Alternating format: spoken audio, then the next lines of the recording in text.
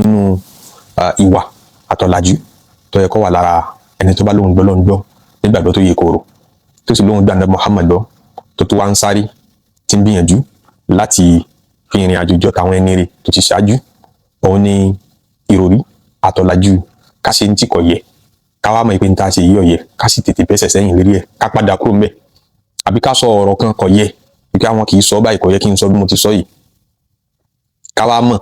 bí àwọn tàwájì, àbí ká mọ̀ bí àwa náà larunú látún rò lárí pé àkọ́dẹ̀ yẹ kí n sọ báyìí o, ká wá tètè padà lórí ẹ̀, ká kéde wípé mi ò sọ bẹ́ẹ̀ mọ́, ìtẹ́rí tí mo sọ lẹ́ẹ̀kan wọn àṣìsọ ni, ìtẹ́rí tí mo ṣe lẹ́ẹ̀kan wọn àṣìṣe ni. Ọ̀làjú ńláńlá nínú ìmánì ni ti máa wá o,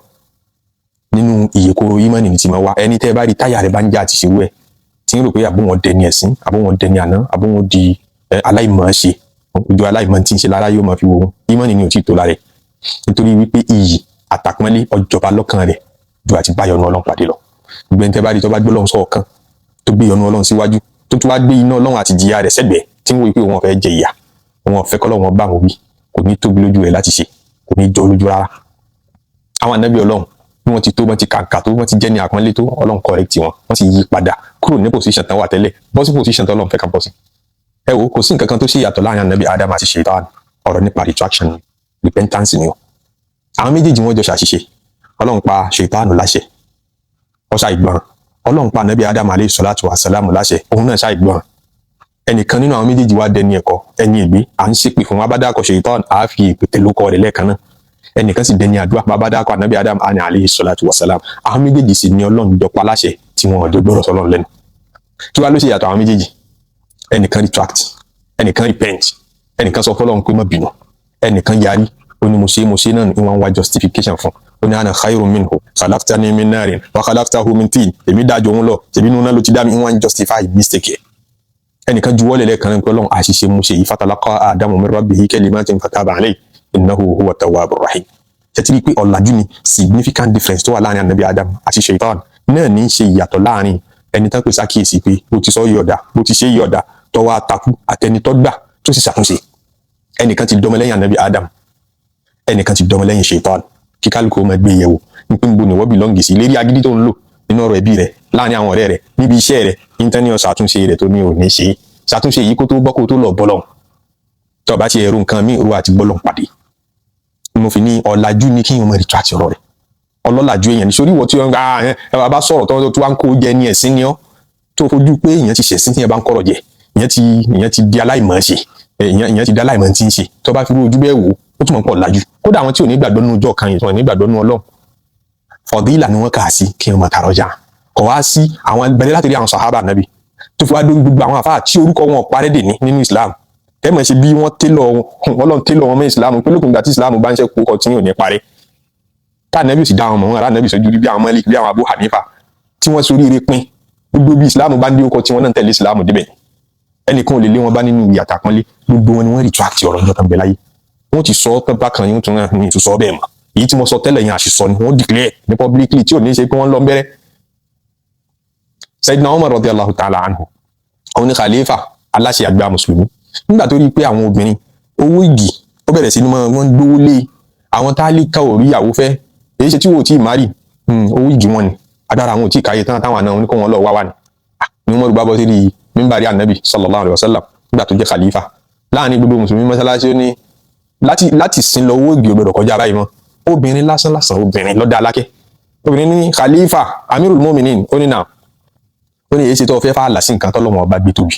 Ọlọ́run ní wa ataytum ihdahunna qintara. Ọlọ́run ní nígbà tẹ́ ẹ bá ti fún àwọn ìyàwó tẹ́ fẹ́ kọ̀ kalẹ̀, ẹ ti fún wọn ní qintar. Qintar ni owó tó pọ̀ tá a dì sẹ́yìn ràkúnmí ńláńlá. Obìnrin yẹn ní Umar, owó igi owó tó pọ̀ tá a dì sẹ́yìn ràkúnmí ńláńlá lọ́lọ́run fi describe ẹ̀, mọ́ límìtì ẹ̀ fún wa. Umar sì bọ́ọ̀lẹ̀ lérí nígbà yìí, Umar ní mo àgírí pẹ̀lú ẹ̀, gbogbo èèyàn lọ́mọ kí ó jù mí lọ, kullu nasi afqahu min Umar. Lẹ́ẹ̀kan náà ó withdraw decision rẹ̀ níbẹ̀, kò sọ pé wọ́n obìnrin yìí èmi khalifa. Tíyàn bá ti róòtọ́ kò juwọ́lẹ̀ fún wherever tó bá ti rí. Umar ọmọ Khattab yìí kan náà lọ́wọ́ yan Abu Musa al-Ash'ari, ó yan ní gómìnà, ní wọ́n fọ̀rọ̀ ránṣẹ́ sí, ó ní wala yamna'annaka qada'un qadaytahu bil ams. Abu Musa, àsọtẹ́lẹ̀ mi rèé o, gbogbo ìdájọ́ tó bá dá láàrin àwọn èèyàn tó ti dá ṣáájú, raja'ta fihi nafsaka, tó wá túnra rẹ̀ bí ó tuntun gbéyẹ̀wò, wàhùdí ta fi hìlẹ̀ rúṣìdìkà tọ́lọ̀ ń padà wá fọ̀nà mímọ́ lérí ẹ pé èyí tẹ́ ọ dá tẹ́lẹ̀ yẹn correct o bó ṣe yẹ kọ́ mọ́ rí ni àǹtọ̀rọ̀ jẹ́ alhaq má jẹ́ kí kò kún ọ lójú má jẹ́ kí àpọ́nlé pípẹ́ wọn máa ní kọ́rọ̀ rẹ̀ jẹ wọn máa ní pé sóòrò dáadáa kó tó sọ tẹ́lẹ̀ ni má jẹ́ ó sí ọ láti padà síbi yìí torí pé òun lóòótọ́ fa innal haqqa qadim tó rò tọ́jú ọmọ ṣáájú o fa innal haqqa la yutiluhu shay bọ́pẹ́ bọ́yá òótọ́ ní ọmọ lékè iyì ò lè bí òótọ́ mọ́lẹ̀ òótọ́ ní ó gbé yìí mọ́lẹ̀ ìwọ tó bá fẹ́ kí iyì rí ọ láti kákan lè rí ọ láti kó o continue láti mọ relevant tí ìgbà bá ń jẹ́ ìgbà lọ́ọ́ dì mọ́ òótọ́ tó rò ní mọ relevant lọ gbére. wa muraja'atul haqqi khayrun min at-tamadi 'ala al-batil. Sayyidina Umar ní kí ọmọ wà pẹ̀lú òótọ́ lórí ju kí ọmọ dì mọ́rọ̀ lọ. irú rẹ̀ bẹ́ẹ̀ tabani àmọ́ kàlátọ̀ àwọn sàhábà ọ̀pọ̀ Abdullahi ibn Mas'ud radiyallahu ta'ala anhu wọ́n wá bí ń béèrè arákùnrin kan ṣẹ̀ṣẹ̀ máa rí ọ̀fẹ́ obìnrin ọmọ kékeré kò wá tí ì bá láṣepọ̀ kò tí ì súnmọ́ kò ì wọlé tọ̀ ọ wá bá ìyá ọmọ yẹn pàdé ló wá rí i pé ìyá ọmọ yìí sì ní bá fẹ́ o ìyá ọmọ yìí dájú ọmọ yìí lọ ọkàn rẹ̀ wá fà mọ́ ìyá ọmọ ó sì sì bá ọmọ so igi àmọ́ kì í súnmọ́ wá bá Abdullahi ibn Mas'ud sàbí ànábì pé kí mo lè ṣe mo lè fẹ́ ìyá kí n switch kúrò lórí ọmọ Abdullahi ibn Mas'ud ní èmi ọmọ nínú ọ̀rọ̀ Ọlọ́run àbọ̀rọ̀ ànábì tó ta kú so halali ni o lè gbà tó tí ì súnmọ́ mọ́ ó lè fẹ́ ìyá lọ́ba fún ní fatiwa bẹ́ẹ̀ lárakùnrin bá ń bá ṣáà ní lọ ìgbà Abdullahi ibn Mas'ud wá dé Madina radiyallahu ta'ala anhu wọ́n bá wọn sàbí ànábì ẹ̀dẹ̀ rẹ̀ pàdé ní wọ́n bí wọ́n pé àwọn kan bí mi béèrè kan bí mo dẹ̀ ti dáa ní kílẹ̀ yín náà rí sí gbogbo náà mistake ló ṣe o ọ̀rọ̀ tọ́lọ̀ ń sọ tó yanjú ní Al-Qur'ani ni pé wa ummahatu nisaikum àwọn ìyá ìyàwó yín ti dèwọ́ yín ẹ̀wọ̀n ní nígbà tí ò tí ì wá súnmọ́ nǹkan náà regardless ṣó súnmọ́ àbí ò súnmọ́ ṣe bí ìyá ìyàwó ni ó ti dèwọ́ eré ìyàwó láti lè kú eré ìyá láti lè kúrò bọ́ sí eré ọmọ nígbà tá a bá ti súnmọ́ ya àmọ́ ọmọ asúnmọ́ o tó bá ti so igi rẹ̀ o lè dọ́dọ̀ ya rẹ̀ mọ́ bọ́lọ̀ ń ṣe lófin Al-Qur'ani ni Abdullahi ibn Mas'ud wá padà lọ́lú tó ti ṣe fatiwa yín wá ń pé ẹ bá ń wá ọkùnrin yẹn wá ìgbà tí wọ́n padà wá ọkùnrin yẹn láwárí òun ti so igi pẹ̀lú ìyá ní ti ń bá sáà ní lọ pẹ̀lú ìyá ó ní mo ti fẹ́ yin yálélẹ̀ àti so igi àti dìyàwó àtọkọ ó ní àfikọ́ kọ́lẹ̀ o marriage yẹn valid Ọlọ́run ṣe é léwọ̀ mo ti bi àwọn sàábì yòókù mi kò wí pé yóò dìdójú ti fóun pé wọ́n ní àwọn sàábì yòókù rẹ̀ lọ́wọ́ ń lọ bí ní wọ́n tó yẹ pé àti Mẹ́kà ló ti gba sílámù ọ̀rọ̀ sílámù yìí ṣojú rẹ̀ láti ìpìlẹ̀ ṣe káwọn sàábì iṣẹ́ yòókù máa kó sí ọ lẹ́nu gbogbo wọn náà tí eréjìṣù ṣètọ́ ni wọ́n gbé sáwà lọ́kàn àti awham nípa àwọn parẹ́ ọ̀dẹ ní àná ọ̀rọ̀ rí ò ní tà mọ́ létí àwọn èèyàn ó gbé wọn ní káwọ́ kó mọ́ wọn ní ṣe skọ́lá àwọn ènìyàn kìíní kan wàhámù lásán ni awham ṣètánì ni irú tó ṣe ṣètánì tó fi dolórí bí ó ṣe mọ wíṣpà rẹ̀ sáwà náà létí nù Abdullahi ibn Mas'ud sọ wá ti torí ẹ̀dẹ́ ní àná dèní lẹ́nu sọ wá ti torí ẹ̀dẹ́ ní ìgbàgbé Imam Malik rahimahullahu ta'ala ó ní nínú tóun cherish jù lára àfa àwọn tó ń pè ní Hormuz tóun nífẹ̀ẹ́ rẹ̀ jù tó fa kóun gbé síwájú kí àfa tóun fẹ́ jọ ní ó ní pé wa kana kathira ma yufti ar-rajul gbogbo ìgbà tí ń bá ń ṣe fatiwa fáwọn èèyàn thumma yab'athu ilayhi ọ̀pọ̀ nígbà tó jẹ́ sí pé yóò ti ṣe fatiwa fáwọn èèyàn tán yóò tún wá ní ẹ dákun ẹ bá ń lépa ẹni tí mo dá lóhùn lánàá níjẹta ẹni tó wá bí mi béèrè o ẹ dákun ẹ bá ń lépa rẹ̀ lọ ẹ bá ń pè é wá padà yab'athu ilayhi man yarudduhu hatta yukhbirahu bi ghayri ma aftahu yóò tún wá sọ sórí tí mo sọ fún ọ tẹ́lẹ̀ nǹkan correct o èyí tí ó tún correct nísìnyí Abdurrahman ọmọ Hormuz ṣọ́ wá parẹ́ a bá ń pìtàn aláàfáà àápàá nítàn mọ́ kò dé ní ẹ̀sìn mo ń fi gbogbo yìí tí ń sọ ìṣẹ́ra mi lákin tí gbogbo ẹni tí bá ń gbómi tó jálá àfáà náà lákin àbí wọ́n tí ì ṣàfáà náà ọ̀rọ̀ tó o sì sọ àbí ṣe sí tó o ṣe tó ní mistake inú àti máa ṣe sọ́ọ̀rì mọ́mọ́ jẹ́ ọmọ nira ní mo gbé yẹn ga sí ni ìwọ́n rò kó dẹni ẹ̀sìn ni ìwọ́n rò kó dẹni àná wallahi yóò tún máa lọ sókè sí i inna Allaha yuhibbu tawwabin Ọlọ́run lóhun nífẹ̀ẹ́ àwọn tó bá máa repent tó bá tiẹ̀ ní nǹkan míì tó gé níbẹ̀ tó tayọ̀ fẹ́ Ọlọ́run ọba ó ti ju gbogbo nǹkan lọ idha sahha minkal wuddu fal kullu hayyinun tó bá ní gbogbo ayé hẹ́tì rẹ̀ àmọ́ Ọlọ́run nìkan fẹ́ràn rẹ̀ wallahi yóò ti tó ambili ta sí tọ́lọ́mù bá nífẹ̀ẹ́ rí yóò sọ fún àwọn màláíkà kí mo nífẹ̀ẹ́ ládájẹ́ ẹ má bá nífẹ̀ẹ́ àwọn màláíkà náà wà fún òun yẹn ránṣẹ́ sí ilẹ̀ ẹ̀yìn èèyàn Ọlọ́run nífẹ̀ẹ́ tàmọ̀dù ẹ má nífẹ̀ẹ́ ọkàn mọ́ rí àwọn èèyàn gbà tiẹ̀ nígbà tó ti lọ fíìsì ọ̀rọ̀ rẹ látòkè wá. Imam Malik fún rẹ̀ náà tó bá ṣe fatiwa ó sàn fatiwa láì mọye tí ó dẹ̀ tún dìtọ́ àti fatiwa rẹ̀ pé mi ò tún wí bẹ́ẹ̀ mọ́ ìmọ̀ mi ti lékún sí mo ti rí tí ì rí tẹ́lẹ̀ kò wá ní fọdúnmọ́dúnmọ́ ṣe pé ìmọ̀ ní ò tí ì pé náà ló tún fọdúnmọ́dúnmọ́ lábẹ́ àfi sá fún wọn lù mọ́ ṣe yẹn làámọ́lẹ̀ mo ti wí báyìí tẹ́lẹ̀ tí mo wí yẹn correct èyí tí mo tún fẹ́ wí nísìnyí ìsìnmọ̀ mi ṣẹ̀ṣẹ̀ débẹ̀ ni. wọ́n náà bẹ̀rẹ̀ Imam Malik fatiwa rẹ̀ ni pé bá a bá ń ṣàlùwàlá tá a bá ṣe é débi ẹsẹ̀ tá a fẹ́ fọ ẹsẹ̀ àwọn ọmọka ẹsẹ̀ wa àwọn àlàfo tí ń bẹ láàrin ọmọka ẹsẹ̀ inú ẹsẹ̀ ló wà kì í ṣe ìtẹ̀ ẹsẹ̀ nítorí náà ìta lọ́lọ́ ní àfọ̀ kò ní a máa tọwọ́ bọnú máa tọwọ́ bọ kọ̀rọ̀ káàkiri fatiwa Malik ni pé tó o bá ti fọ ìta nìkan ó ti tó kò ṣe dandan kó ṣe tàkìlélù làṣọ abíyàn máa wá tí ìka bọnú kẹsẹ̀ mọ̀ tó ẹlòmíì ìka rẹ̀ lẹ́pọ̀ ní kí ló nídìí àti tọwọ́ bọ̀ bẹ̀ sí. ọmọ kíw rẹ̀ Abdullahi ọmọ Wahab ọmọ kíw ẹ̀ lérí ìjòkó tí ń kọ́yàn kíw ní mọ́ṣáláṣí ànábì àfáàgbà tó jẹ́ star ńláńlá Imam Malik Abdullahi ọmọ Wahab ọwọ́ àná pé àfa wa àmọ́ hadith ń gbé tá a túbí wọn látọ̀dọ̀ anabi sallallahu alaihi wasallam ó sì narrate ìsinadù hadith yẹn fún pé wọn náà anabi sallallahu alaihi wasallam tí máa ń sàlọ́lá á máa ti àwọn ìka ọwọ́ rẹ̀ bọ́nú kẹsẹ̀ rẹ̀ kó mi lè di gbogbo mọ́ Málíkì èmi kò mọ báyẹn tẹ́lẹ̀ hadith tó dẹ̀ kà yí dáa tó ẹ̀yìn èèyàn ọ̀rọ̀ ń bẹ mi tí Abdullahi ọmọ wa bù sọ yìí ọ̀dẹ̀ change ọ̀dẹ̀ retract lẹ́ẹ̀kan náà on spot látọ̀dọ̀ ọmọ kí wẹ̀ kò sọ pé ó ní lálùbáríkà èmi sọ̀rọ̀ ìwọ́n sọ mí ó ní lálùbáríkà ó ní sóríire ó ní láti bọ̀ tán Abdullahi ọmọ Wahab àti Málíkì táwa lọ parẹ́ èèyàn ní ṣiṣẹ́ kí ó kọ́ mọ́ Abdullahi ọmọ Wahab àfa àgbà aládìsí ní láyé rẹ̀ rahimahumullahu jami'an ìmọ̀lẹ̀ wọn tó ń tàn sí kódà táwọn ẹlòmíì tó fi gbà wọ́n ní ìmámù òdodo nínú gbogbo àwọn nǹkan tán ṣe yìí wọ́n á ń pè kí náà àfa ìsìlámù ní Hasan ibn Ziyad al-Lu'lu'i òun tó wá sí ìtọ́jọ́jú wọ́n ló ṣe fatuwa ọwọ́ àṣẹ fatuwa ṣe ẹ̀rọ àmọ́ tó ṣe ọwọ́ àyàn nìkan ọ̀sánwó fún tọ̀hún nípa dákun wọn lóhùn rẹ̀ ga mọ́ bá ń pariwo káàkiri ìlú yìí ẹni tí mo dá fatuwa fún lánàá fatuwa tí mo dá fún rọ́ǹgì mọ́ bá ń pariwo káàkiri inú ìlú pé lágbájá tọ́wá béèrè ẹni tọ́wá béèrè lọ́wọ́ àfà Hasan ibn Ziyad al-Lu'lu'i tọ́wá béèrè lọ́wọ́ rẹ̀ nípa nǹkan báyìí lánàá ní tí wọ́n dá fún rọ́ǹgì o èyí tọ́kọ̀ rẹ̀ ti tó mú ọdún tọ́ mọ́ wọn sì mọ́ bí ti ń gbé wọ́n wá sanwó fẹ́ nìkan pé mọ́ bá ń pariwo káàkiri gbogbo ìgboro àti gbogbo ìletò wípé ẹni tọ́wá bí mi béèrè lánàá o tí mo sọ fún rọ́ǹgì o torí yóò padà wá di ìbálẹ́jọ́ ńláńlá sí mi lọ́rùn yóò kìyàmọ́ wọ́n fẹ́ bọ́ ìwọ̀ yẹn kúrò lọ́rùn kí n tó bọ́lọ́run pàdé àwọn tó mọ̀ tó máa ti bọ́lọ́run pàdé rè ọwọ́ asanwó fún yàn pé mọ́ bá ń pariwo káàkiri bí kí wọ́n ní ẹ bá ń lọ sí rédíò ẹ bá ń lọ sí tẹlifíṣàn ẹ wá bá ń lọ sí gbogbo newspaper ẹ bá ń kọ síbẹ̀ pé mo ṣe fatiwa dá o ìtọ́kọ̀ rẹ̀ ti rè o torí ẹni tó bá ti gbọ́ tànà kó lè gbọ́ corrected one. Al-Qadi Ahmad al-Khassaf òun náà ṣerú ẹ àwọn afáà tó ṣerú ẹ pọ̀ Hakim an-Naysaburi tọkọ Mustadrak àfáàgbà aládìsí tó gbajúmọ̀ ọkọ tírà hadith akẹgbẹ́ rẹ̀ nínú ìmọ̀ hadith wọ́n pè ní Hafiz Abdul Ghani ibn Sa'id al-Azdi ọwọ́ akọ tírà nígbà tí Hakim an-Naysaburi kọ tírà Madkhal tírà náà sì wà dísìn nínú ilm al-hadith àfáà yìí wá yọ wá kàwọn àwọn mistake pọ̀ nínú tírà yìí ọwọ́ refute ẹ̀ òun náà kọ̀ mí